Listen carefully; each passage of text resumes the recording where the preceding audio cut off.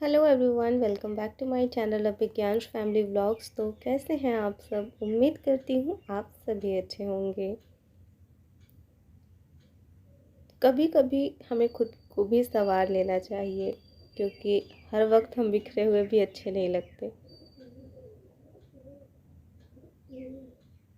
तो आज मेरा मन था साड़ी पहनने का और थोड़ा सा सजने का। पता नहीं क्यों, क्योंकि अंदर से ही ऐसा मन हो रहा था कि बहुत दिन हो गए अच्छे से सजी सवरी नहीं, तो क्यों ना आज मैं थोड़ा सा अच्छे से तैयार हो जाऊं। तो ये गए हैं जक्षु को स्कूल से लेने के लिए, और मैं जस्ट अभी अपने सारे काम निपटा कर नहा धोकर और मैं हो रही हूँ तैयार थोड़ा सा। क्योंकि जब आप तैयार होते हैं तो इंटरनली खुशी मिलती है आपको। तो बस मैं हो गई हूँ साड़ी वाड़ी पहन कर रेडी, और अब चलते हैं किचन में, क्योंकि मेन जो हमारा काम है वो तो किचन में ही है। तो आज लंच में बनाऊंगी मैं बर्गर, तो उसके लिए तैयारी सब कर चुकी हूँ। आलू बॉईल कर दिए हैं, पोहा भिगो कर रख दिया था, स्लाइसेस काट लिए हैं टमाटर वगैरह के, और चटनी के लिए भी सारी तैयारी कर ली है। तो चलिए अब बनाना शुरू करते हैं। सबसे पहले बॉइल्ड आलू में मैंने जो कद्दूकस किया हुआ है अदरक, उसको डाला, और इसके बाद हम इसमें ऐड करेंगे कटा हुआ धनिया, चॉप किया हुआ अनियन, लाल मिर्च पाउडर, और अपने टेस्ट के अकॉर्डिंग नमक, और साथ ही जो हमने पोहा भिगो कर रखा था वो। पोहा भिगो कर रखने, पोहा से एक या तो आप पोहा भिगो कर रख सकते हैं, या फिर आप पोहे को पीस कर और उसका पाउडर ऐड कर सकते हैं। उससे ये होगा कि जो हम टिक्की बनाएंगे उसमें बाइंडिंग आएगी अच्छी सी। इसे अच्छे से मिक्स करके रख देंगे, और ये हमारा टिक्की के लिए जो स्टफिंग है वो तैयार हो चुकी है। अब बनाएंगे चटनी। तो चटनी के लिए हमें लेना है हरा धनिया, बिल्कुल फ्रेश और डंडी समेत। अदरक डालेंगे, और साथ ही डालेंगे 10 से 12 हरी मिर्च, और इसके साथ डालेंगे हम टमाटर। तो टमाटर मैंने 5-6 लिए हैं, क्योंकि छोटे साइज़ के टमाटर थे। और साथ ही डाला नमक, और इनको अच्छे से पीस लेंगे, और चटनी हमारी बनकर तैयार हो जाएगी।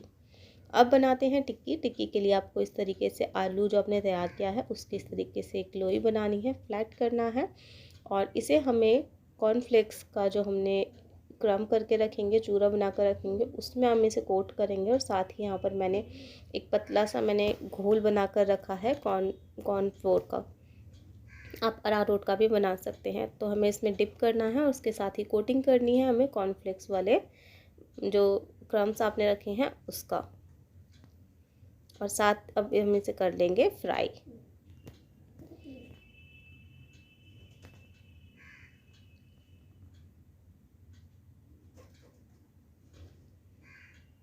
तो जब आपकी जो टिक्की है वो इस तरीके से गोल्डन सा होने लगे, तो समझ जाइए कि आपकी जो टिक्की है बिल्कुल अच्छे से फ्राई हो चुकी है। और ये टिक्की बर्गर में बहुत ज़्यादा टेस्टी लगती है, मतलब अमेजिंग टेस्ट देती है। तो इस टिक्की को ज़रूर बनाएं, क्योंकि थोड़ा सा टाइम ज़्यादा लगता है बर्गर में। क्योंकि वैसे अगर आप बनाएंगे तो फटाफट बना लेंगे, वेजिस काटी और आपका बर्गर तैयार है। लेकिन जो टिक्की वाला बर्गर है ना, उसका टेस्ट ही अलग होता है। तो अब बारी आती है बर्गर बनाने की। सारी टिक्की मैंने बना ली हैं एक बार, और फिर उसके बाद मैं बना रही हूँ बर्गर। तो यहाँ पर मैंने बन लिया, बन को बीच में इस तरीके से कट किया, और अब मैं इसे सेक लूँगी। आप चाहें तो इसमें इसी तरीके से भी आप लगा सकते हैं चटनी वगैरह, लेकिन मुझे सेक कर ज़्यादा अच्छा लगता है, तो मैंने इस तरीके से इसको सेक लिया तवे पर।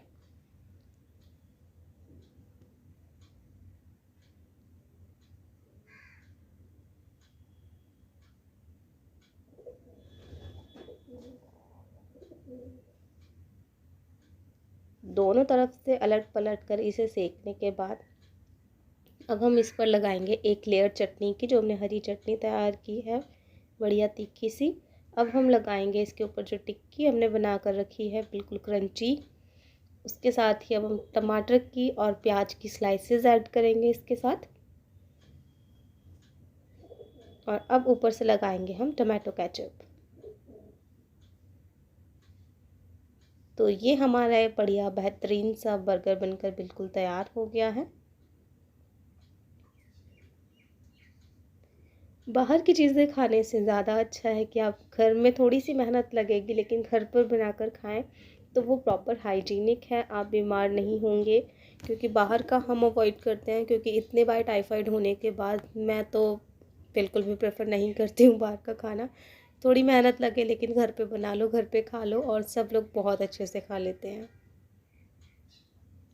तो लंच वगैरह करने के बाद सब चीज़ें हुई और उसके बाद मैंने अपना पढ़ाई की, क्योंकि जक्षु सो गया था तो मुझे टाइम मिल जाता है उसके सोने के बाद कि हाँ मैं अपना पढ़ लूँ कुछ। लेकिन अब हो चुकी है शाम, तो अब इन जनाब को मुझे उठाना है, क्योंकि ये दोपहर 3 बजे से सो रहे हैं और अब बज रहे हैं शाम के 6। तो अब इनको लाड़ दुलाड़ करके उठाना है और उठाकर अब इसे भी कुछ खिलाना पिलाना है, क्योंकि ये दोपहर का वही इसने जो बर्गर खाया था वही है। और उसके बाद ये जनाब खेल कूद कर सो गए। तो जक्षु को थोड़ा सा मूड फ्रेश करके मैंने उसे दिया दूध गर्म करके, क्योंकि उसको इवनिंग में जब वो उठता है सोकर तो उसे मैं दूध और दूध के साथ फिर और कोई स्नैक्स हल्का फुल्का सा तो वो मैं ज़रूर देती हूँ। तो पहले उसे दूध दे दिया है, दूध पी लिया, उसके बाद फिर उसे पूछूंगी कि वो क्या खाएगा। तो जक्षु को मैंने खिला दिया है, दूध पिला दिया है, और उसके बाद अब मैं आ गई हूँ किचन में, क्योंकि लगभग 6:30-7 का टाइम हो रहा है। और अब मैंने सोचा है कि मैं जो खाना है उसकी भी तैयारी कर दूँ। तो यहाँ पर जो बर्गर बनाया था उसी की कुछ प्याज की स्लाइसेस रखे हुए थे, तो वही मैंने लहसुन डालकर उसको अब मैं चॉपर में चॉप कर लूँगी, तो वो मेरा अब सब्ज़ी में काम आ जाएगी। तो इसी तरीके से जब कोई चीज़ बच जाती है तो उसको फेंकने की बजाय हम इस तरीके से यूज़ कर सकते हैं। तो यहाँ पर इतनी जल्दी आज खाना बनाने का मेरा मोटिव यही है कि आजकल मैं जितना मतलब जैसे शेड्यूल को चेंज करके आगे पीछे करके जहाँ से भी टाइम बचा सकती हूँ उतना टाइम बचाने की कोशिश करती हूँ, बिकॉज ऑफ मेरी पढ़ाई एग्ज़ाम्स। तो बस कोशिश यही है कि अभी सब्ज़ी बना कर रख दूँगी, आटा गूँध कर रख दूँगी, और उसके बाद फिर जो समय बचेगा मेरे पास वो मेरा समय होगा, तो वो मैं अपनी पढ़ाई को आराम से दे सकती हूँ, बीच में कोई डिस्टर्बेंस नहीं होगी। तो यहाँ पर अब मैं फटाफट से टमाटर भी काट लूँगी।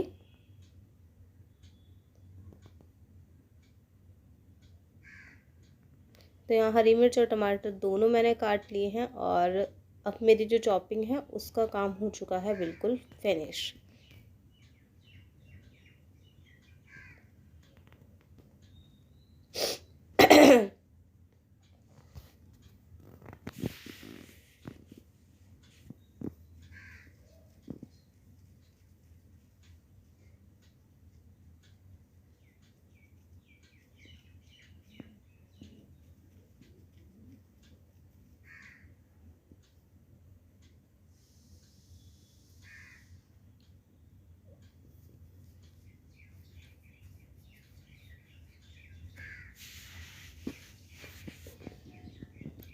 तो यहाँ पर मैंने सब चीज़ें काट कर रख ली हैं, और दाल मेरी दूसरी तरफ बॉईल हो चुकी है। तो यहाँ पर जब मैं दाल बनाती हूँ तो इस तरीके से लाल मिर्च पाउडर, हल्का सा हल्दी पाउडर और नमक डालकर इस तरीके से बॉईल कर लेती हूँ, और फिर लगा देती हूँ दाल में तड़का। क्योंकि जब तक मेरी दाल पकती है, दाल में सीटी आती है, तब तक मैं अपनी सारी जो चॉपिंग करने वाला काम है वो निपटा लेती हूँ। तो बस तेल गरम करना है, उसमें डालना है जीरा, और उसके बाद डालना है लहसुन और प्याज, अच्छे से ब्राउन होने देना है बिल्कुल। और फिर डालेंगे हम इसमें टमाटर और हरी मिर्च। इसे ढक कर पका लेंगे अच्छे से, ताकि जो टमाटर है वो अच्छे से गल जाए। और अब मैंने इसमें डाल दिया है धनिया पत्ता जो मैंने काट कर रखा था, और अच्छे से मिक्स करने के बाद अब हम इसमें डाल देंगे दाल। तो इस तरीके से दाल जब आप बनाते हैं तो बिल्कुल डिफरेंट टेस्ट आता है, क्योंकि ये बिल्कुल प्रॉपर तड़के वाली दाल होती है आपकी। और हमारे घर में नॉर्मली इसी तरीके की दाल जो है वो खाई जाती है। प्लेन जीरे वाली दाल कम ही, बहुत मतलब रियरली ऐसा होता है कि वो बनती है, अदरवाइज़ इसी तरीके की दाल हमेशा खाई जाती है, क्योंकि ये रोटी के साथ भी बहुत अच्छी जाती है और चावल के साथ भी बहुत ही बढ़िया। तो बस आज दिन में बर्गर खाया था तो वो थोड़ा हैवी हो गया था, तो इसलिए आज थोड़ा सा बैलेंस करने के लिए दाल बना ली और इसके साथ ही रोटी बनेगी। तो आटा गूँथ कर मैं ऑलरेडी रख चुकी हूँ अब। तो इसके बाद मैं आ गई हूँ यहाँ पर अपना पढ़ाई करने के लिए, क्योंकि जितना भी टाइम आपको मिले, थोड़ा थोड़ा भी मिले, तो बीच बीच में अपना लेकर बैठ जाओ। तो मैं इसी तरीके से अपना थोड़ा थोड़ा सा टाइम एक एक बूंद करके, कहते हैं ना घड़ा भरता है, तो उसी तरीके से अगर आप थोड़ा थोड़ा सा समय निकालेंगे अपने लिए, मैं सिर्फ पढ़ाई के लिए नहीं कह रही हूँ, अगर आपको किसी भी चीज़ का पैशन है, आपको मेहंदी का शौक़ है, आपको सिलाई का शौक़ है, कहने का मतलब ये है कि आप जो भी करना चाहते हैं, अपनी कोई भी हॉबी परस्यू अगर करना चाहते हैं, तो उसके लिए आपको इसी तरीके से थोड़ा थोड़ा करके समय निकालना होगा, अगर आप एक गृहिणी हैं तो। क्योंकि एक साथ आपको इतना टाइम नहीं मिलेगा। अगर आप सोचेंगे कि आपको एक साथ इतना फ्री टाइम मिले तभी आप उस चीज़ को परस्यू करेंगे, तो ऐसा बिल्कुल भी नहीं होगा, कभी नहीं होगा। क्योंकि एक गृहिणी की जिम्मेदारियाँ 24 घंटे में भी ख़त्म नहीं होती हैं। तो आपको थोड़ा थोड़ा सा समय बचाकर, जिस तरीके से बूंद बूंद से घड़ा भरता है, उसी तरीके से आपको अपना थोड़ा थोड़ा सा समय बचाकर अपने लिए समय निकालना होगा, अपनी उन हॉबीज़ के लिए समय निकालना होगा जो आप कंटिन्यू करना चाहते हैं। तो इससे 2 फ़ायदे होंगे। पहला कि आप अपने आप में ही खुश रहेंगे, क्योंकि जब हम कोई भी ऐसा काम करते हैं जो हमें पसंद है, तो उससे हमें खुद को एक इंटरनली खुशी महसूस होती है। दूसरी चीज़ ये कि आप जो भी हॉबी को आगे परस्यू करेंगे, तो वो धीरे धीरे करके आपका हो सकता है कि आपका वो एक एक्स्ट्रा काम बन जाए, यानी कि आपका सोर्स ऑफ इनकम आप उसे बना सकते हैं। सपोज़ जैसे कि अगर आपको सिलाई या मेहंदी का शौक़ है, आप उसको कंटिन्यू करते हैं और आप उसमें एक्सपर्ट हो जाते हैं, तो आप उसे अपना सोर्स ऑफ अर्निंग भी बना सकते हैं। तो ये एक दूसरा फ़ायदा भी हो सकता है। तो मैंने 1 घंटा पढ़ाई की और उसके बाद फिर मुझे दिखे ये कपड़े, क्योंकि ये कपड़े आज मैंने निकाल कर धोए थे। वैसे तो धुले हुए ही रखे थे, लेकिन ये कपड़े हैं जो कि मुझे जक्षु के किसी को देने हैं, मतलब डोनेट करने के लिए ये कपड़े निकाले हुए हैं। ये कपड़े जक्षु को अब छोटे हो चुके हैं, अब नहीं आते हैं और इनकी कंडीशन ऐसी नहीं है कि इन्हें कहीं भी ऐसे थ्रो किया जाए। तो इसीलिए मैंने इनको किसी को देने के लिए ये कपड़े सब निकाले हैं और एक बार फिर से इनको वॉश कर दिया है, क्योंकि किसी को भी देने से पहले एक बार कपड़ों को फिर से वॉश करना थोड़ा सा सही है। तो बस अब मैं इन कपड़ों को फ़ोल्ड करके एक बैग में करके रख दूँगी, क्योंकि ये कपड़े बिखरे रहेंगे तो वैसे भी इधर उधर फैलेंगे, तो इससे अच्छा है कि मैं इनको फ़ोल्ड करके और एक बैग में भर के रख दूँ, तो ये जब कपड़े जाने होंगे तो आराम से चले जाएंगे। दूसरी चीज़, जब कपड़े किसी को देने हों तो हमें हमेशा ये मेक श्योर कर लें कि कोई कपड़ा ख़राब ना हो, यानी कि ना तो किसी की सिलाई निकल रही हो, या फिर अगर किसी की इलास्टिक लूज़ है, सिर्फ प्लास्टिक की ही दिक्कत है, तो आप उसमें डाल सकते हैं। कहीं से फट रहा है, बटन नहीं है, तो वो आप उसमें करेक्शन कर सकते हैं। तो देखिए ये वाले कुछ कपड़े हैं जो जक्षु के मुझे बहुत पसंद है, तो वो मैं आपको दिखा रही हूँ। जैसे कि उसका ये पहला कोट है जो हमने ख़रीदा था उसके लिए। एक शादी थी जब वो 1 साल का हुआ था, तो उस दौरान हमने उसके लिए लिया था। फिर है उसके बाद ये इसकी सेकंड ड्रेस जो कि मैंने बनाई थी। तो इस वाइट वाली पजामी के साथ ये बना था एक कुर्ता जो कि मैंने जक्षु के लिए दिवाली पर बनाया था, और ये खुद मैंने अपने हाथों से बनाया था, इसलिए मुझे बहुत पसंद है ये। लेकिन सब कपड़े ऐसे नहीं होते हैं, हर कपड़े के साथ कुछ ना कुछ यादें ज़रूर जुड़ी होती हैं, लेकिन हम सभी कपड़े नहीं रख सकते हैं, हमें देने होते हैं। तो इसी तरीके से अगर मैं ऐसे हर कपड़े के साथ कुछ ना कुछ यादें हैं, अगर मैं इसी की तरीके से सोचूंगी कि नहीं इसको ये भी बहुत वो है, ये भी बहुत वो है, तो फिर तो मैं कोई कपड़ा उसके लिए निकाल ही नहीं पाऊँगी किसी को देने के लिए। तो इसीलिए बस अब अपना मन थोड़ा सा संजो कर, अपना मन थोड़ा सा मैं देख रही हूँ अपना, कि ना मैं इमोशनल पड़ूँ और इन कपड़ों को सबको दे दूँ। तो यहाँ जब मैंने देखा कि ये जो जक्षु का कैप है, वैसे तो ये कैप बिल्कुल ठीक है, लेकिन अभी जक्षु के पास बहुत सारे कैप हो रखे हैं, तो इसलिए मैंने ये वाले 2 कैप हैं इस टाइप के, तो वो निकाले हैं देने के लिए। तो इसमें जो इनकी आइज़ बनी हुई थी वो निकल गई थी धोने में, तो वो मैंने यहाँ पर बटन लगा दिए, तो बिल्कुल परफेक्ट ये हो गया है और ये कपड़े बिल्कुल देने के लिए बिल्कुल रेडी हो चुके हैं। तो वो चीज़ें निपटाने के बाद मैंने फटाफट से रोटी बनाई, और रोटियां बनाने के बाद हमने खाना वगैरह खाया, और उसके बाद जो रात के जो बर्तन हैं उनको मैं साथ के साथ ही धोकर रख देती हूँ, क्योंकि हमेशा से अब आदत बन चुकी है कि कभी बर्तन छोड़ती ही नहीं हूँ, क्योंकि जब आप कोई भी काम रेगुलर करेंगे तो वो आपकी हैबिट में शामिल हो जाता है। तो उनमें से ही एक यही काम है रात को बर्तन धोकर सोना और किचन क्लीन करना, जो कि हम मेरे हिसाब से होना भी चाहिए आपकी आदतों में से एक।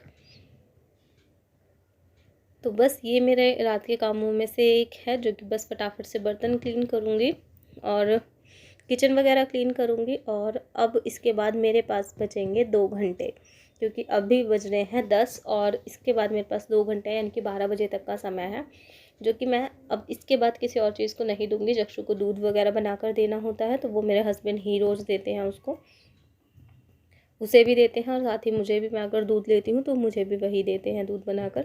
तो रात को दूध बनाकर देने का काम उनका है। तो अब मैं बिल्कुल फ्री हो जाऊँगी और इसके बाद जो समय बचेगा वो आराम से बैठकर मैं अपनी पढ़ाई को दूँगी और फिर उसके बाद 12 बजे मैं लास्ट सो जाती हूँ। इसके बाद मैं नहीं जगूँगी, क्योंकि सुबह भी काम होते हैं। अगर मैं रात को बहुत लेट सोऊँगी तो सुबह के लिए समय नहीं निकाल पाऊँगी, और ऐसा तो है नहीं कि तो इसी के साथ ख़त्म होता है मेरा व्लॉग, और मिलूँगी अपने नेक्स्ट व्लॉग में। तब तक के लिए bye bye and take care. और अगर व्लॉग अच्छा लगा हो तो प्लीज़ एक लाइक ज़रूर कर दीजिएगा, and thank you so much for watching.